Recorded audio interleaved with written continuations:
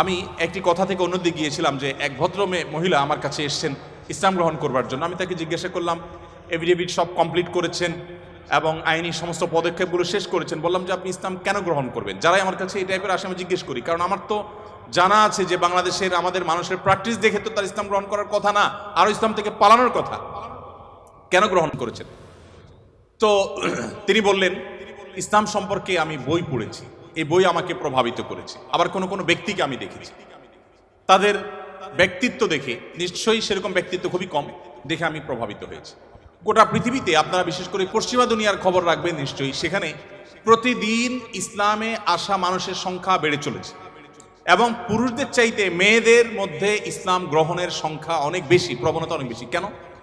যেখানে নারী অধিকার নিয়ে এত কথা বলা হয়, নারীদের অধিকার দেওয়ার জন্য এত আয়োজন নেওয়া হয়, এত উদ্যোগ নেওয়া হয়, সেই সমাজে কেন, সেই সমাজের নারীরা কেন ইসলামে আসছে এবং সেখানকার মুসলমানরা কেন ইসলামে আসছে, এই বিষয়টা নিয়ে আমি একটু স্টাডি করার চেষ্টা করলাম। আমার কাছে দুটি জিনিস পরিষ্কার হয়েছে। নাম্বার এক, তারা কোরআন পড়ে।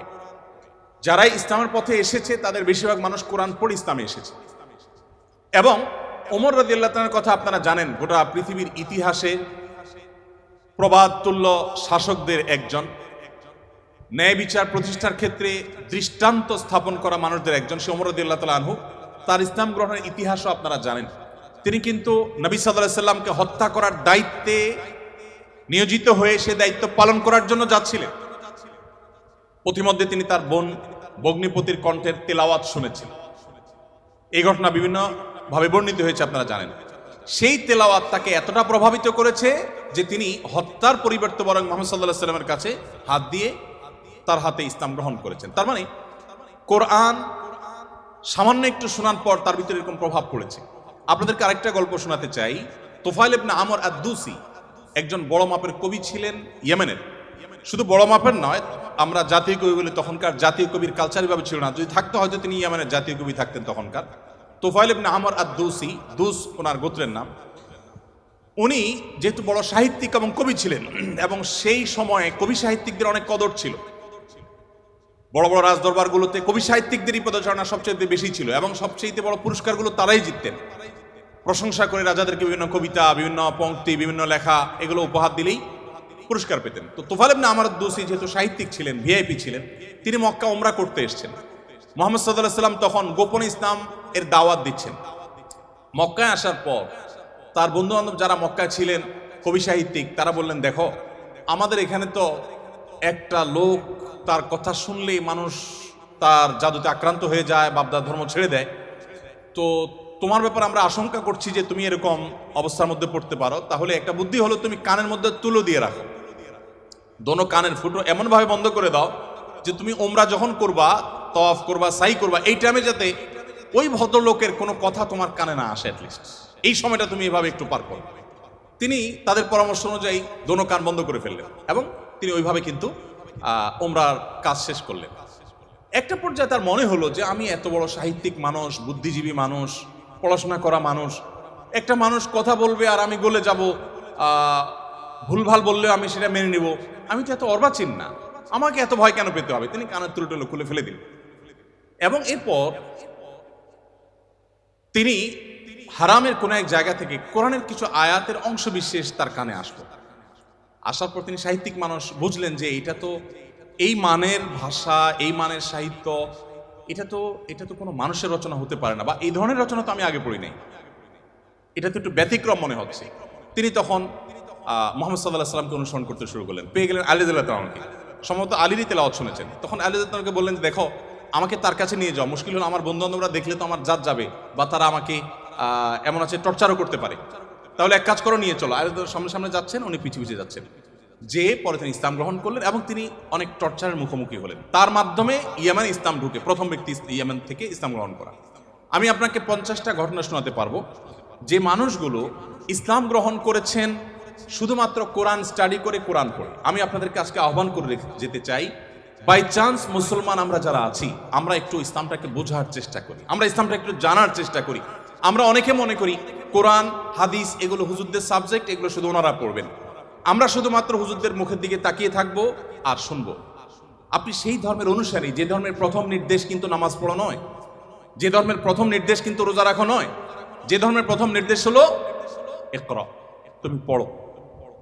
আপনি সেই ধর্মের মানুষ যেই ধর্মে আপনাকে জ্ঞান ভিত্তিক দিন আপনাকে গ্রহণ করতে বলা হয়েছে। আল্লাহ সুবহানাহু ওয়া তাআলা কোরআনে বলেছেন ফাআলাম আন্নাহু লা ইলাহা ইল্লাহ। ইমাম বুখারী রাহমাতুল্লাহ আলাইহি কোরআনের পর সবচেয়ে বড় বিশুদ্ধতম আপনার ব্যাখ্যা গ্রন্থ, সেখানে আল্লাহ রাব্বুল আলামিন যে কোরআনে আয়াতে বলেছেন এর আলোকে ইমাম বুখারী রাহমাতুল্লাহ একটা অধ্যায় রচনা করেছেন। আপনারা জেনারেল ব্যাকগ্রাউন্ডের মানুষ, আপনাদেরকে আমি কিছু এমন তথ্য দিতে চাই যেগুলো হয়তো আপনাদের জানা নেই, এবং সেটা এই জন্য দিতে চাই যে মুসলমানদের জ্ঞান বিজ্ঞানের চর্চা কোন লেভেলে ছিল, বিজ্ঞান তো বটে, সাধারণ জ্ঞানের চর্চাও কোন লেভেলে ছিল। ইমাম বুখারী রাহমাতুল্লাহর যে বুখারী শরীফের কথা আপনারা শুনেন, এই বুখারী শরীফ এটার যে শুধু ইয়েগুলো আছে, টাইটেলগুলো আছে, অধ্যায় এবং পরিচ্ছদের যে শিরোনামগুলো আছে, শুধু এই শিরোনামগুলোর ব্যাখ্যায় ভারতবর্ষের লেখক আছে, সারা ওয়ার্ল্ডের অন্যান্যগুলো বাদই দিলাম। শাইখুল হাদিস জাকারিয়া রাহমাতুল্লাহ আলাইহি ভারতের সাহারানপুরের উত্তরপ্রদেশের, তার লেখা আত-তারাজম ওয়াল আবওয়াব আছে। আপনার এই টেবিলের এই মাথা থেকে মাথা পর্যন্ত হয়ে যাবে সবগুলো ভলিউম রাখলে। এতগুলো ভলিউম ভর্তি কিসে? শুধুমাত্র সহিহ বুখারীর শুধুমাত্র যে টাইটেল বা শিরোনাম আছে তার ব্যাখ্যা। এবং এগুলো এতটা একাডেমিক এবং এতটাই আপনার ডিপ নলেজের বিষয় এবং এলমি বিষয়, একাডেমিক বিষয়, যে আপনি যদি এখানে প্রবেশ করেন তাহলে আপনি এটার ভেতরে শুধু ঢুকতেই থাকবেন এবং সামনে আগতে থাকবেন। এটা আমাদের ঐতিহ্য।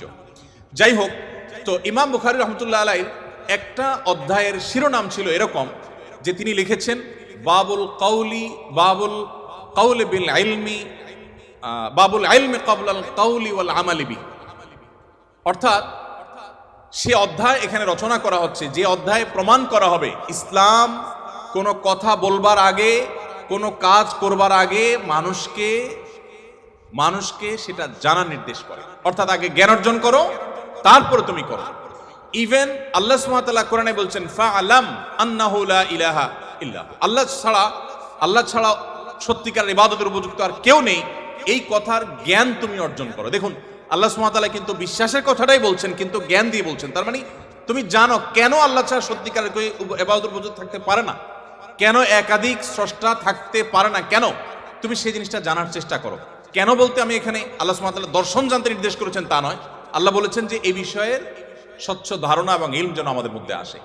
কিন্তু দুঃখজনক, আমরা কোরআন পড়ি না, আর পড়লেও বুঝে পড়ি না। পৃথিবীতে সবচেয়ে বেশি পাঠ করা হয় যে গ্রন্থ সেটা কোরআন। কোরআনের চাইতে বেশি পাঠ করা হয় সর্বযুগে সর্বকালে এরকম আরেকটি গ্রন্থ পৃথিবীতে নেই যে এত বেশি পরিমাণে পাঠ করা হয়। আর দুঃখজনক সত্য এটাও যে পৃথিবীতে না বুঝে পাঠ করার ক্ষেত্রে কোরআনের চাইতে আর বিকল্প বা আরেকটা গ্রন্থ আপনি খুঁজে পাবেন না। কোরআনই একমাত্র গ্রন্থ যে আমরা মুসলমানরা সেটাকে না বুঝেই শুধুমাত্র পড়ি। হ্যাঁ, কোরআন না বুঝে পড়লেও আপনি সওয়াব পাবেন, এটা একটা কাজ হবে। না বুঝে পড়লে কি লাভ হবে আমরা অনেকে বলি। আজকাল আপনারা জানেন অনেক টেকনোলজি আবিষ্কার হয়েছে, আপনারা টেকনোলজির লোক, যে একটা সিম্পল জিনিস আমাদের সবার হাতে হাতে আছে, স্মার্টফোন। আমরা যদি বলি হাই শ্রী কল অমুক, সাথে সাথে কিন্তু আপনার কোনো টিপাটিপি ছাড়াই সেই অমুককে কল করবে, মোবাইল করবে না ডিভাইস। এখন তো আপনার আপনি কোনো রুমে বসে বলছেন যে গরম লাগছে, এসিটা অন হয়ে যাবে। আপনি জাস্ট বললেন, নির্দিষ্ট শব্দ উচ্চারণ করলেন যে আপনার কাছে গরম লাগছে, এসিটা অন হয়ে যাবে। আপনি বললেন যে না এখন শীত লাগছে, তো এসিটা কমে যাবে, বন্ধ হয়ে যাবে। টেকনোলজি এই পর্যন্ত চলে গেছে যা আপনি বলছেন সেটা সে ক্যাচ করছে এবং সেই অনুযায়ী কাজ করছে। তো এই যদি টেকনোলজির কারামতি হয় তাহলে কোরআন আপনি পাঠ করছেন, এমনকি এমনও হতে পারে কোনো মানুষ কিছু নির্দিষ্ট ওয়ার্ড উচ্চারণ করছে, সেটা মিনিং বুঝে না, কিন্তু ওই ডিভাইস তার মিনিং বা ওই যন্ত্র তার মিনিংটা বুঝে এবং সেটা সে ক্যাচ করে কাজও করে ফেলেছে। সে কিন্তু যা বলেছে নিজেও বুঝে নেই, তারপরও কাজ করেছে। কোরআন তেলাওয়াত করে ফু দিলে অনেক অসুখ, অনেক দুঃখ, অনেক কষ্ট, মানুষের শারীরিক অনেক কষ্ট লাঘব হয়। কিভাবে হয়? আপনি যদি এটা নিয়ে বৈজ্ঞানিক গবেষণায় নামেন তো আপনি কোনো সূত্র হয়তো খুঁজে পাবেন না, কিন্তু আপনাকে আমি যে পয়েন্টটা বললাম এই পয়েন্ট থেকে যদি আপনি আগান আপনি দেখবেন যে এরকম বহু লজিক আপনার সামনে হাজির হয়ে গেছে। যাই হোক, তো আমি যেটা বলছিলাম যে কোরআন আপনি না বুঝে পড়লে সওয়াব পাবেন, কিন্তু এই জন্য কোরআন আসেনি। আল্লাহ সুবহানাহু ওয়া তাআলা কোরআনে বিভিন্ন জায়গায় বলেছেন লিয়াদাব্বারু আয়াতি, এই কোরআন দেয়া হয়েছে তোমাদেরকে যাতে এর আয়াতগুলো নিয়ে তোমরা গবেষণা করো, তোমরা যাতে ভাবো, তোমরা যাতে চিন্তা করো, তোমরা যাতে ভাবনার জগতে প্রবেশ করো। তো এই কোরআন ভাবনা বা গবেষণা তো অনেক পরের কথা, এর কথামালা তো আমাকে আগে বুঝতে হবে। আমি আজকে অনুষ্ঠানের মাধ্যমে আপনাদের সবাইকে উদাত্ত আহ্বান রাখতে চাই, আসুন কোরআন শুরু থেকে শেষ পর্যন্ত একবার অন্তত পুরো কোরআনটা আপনি ধীরে ধীরে অল্প অল্প করে 5টি আয়াত করে 10টি আয়াত করে আপনি পড়ুন এবং বোঝার চেষ্টা করুন। কোন একজন সাহাবী বলেছেন শুধু সূরা বাকারা পড়তে তার কয়েক বছর লেগেছে। আমরা তো 2-3 দিনে কোরআন খতম দিয়ে ফেলতে পারি, তাই না? তার শুধু সূরা বাকারা পড়তে টানা কয়েক বছর সময় লেগেছে। কি করেছেন তিনি? প্রতিটা আয়াত পড়েছেন, এ সম্পর্কে জেনেছেন, ভেবেছেন, এখান থেকে তার নেয়ার কি আছে সেটা নিয়েছেন, নিজের মধ্যে ইমপ্লিমেন্ট করেছেন, দেন তিনি সামনে অগ্রসর হয়েছেন। এভাবে এগোতে গিয়ে তার একটা সূরা শেষ করতে কয়েক বছর সময় লেগে গেছে। কোথায় আমাদের কোরআন অধ্যয়ন? আমি আপনাদেরকে বলেছি, এখনো পৃথিবীতে যারা ইসলামে আসছে, পশ্চিমা পৃথিবী বলুন, আমাদের এই অঞ্চলে বলুন, তাদের নিয়ে আমার যে সামান্য পড়াশোনা বা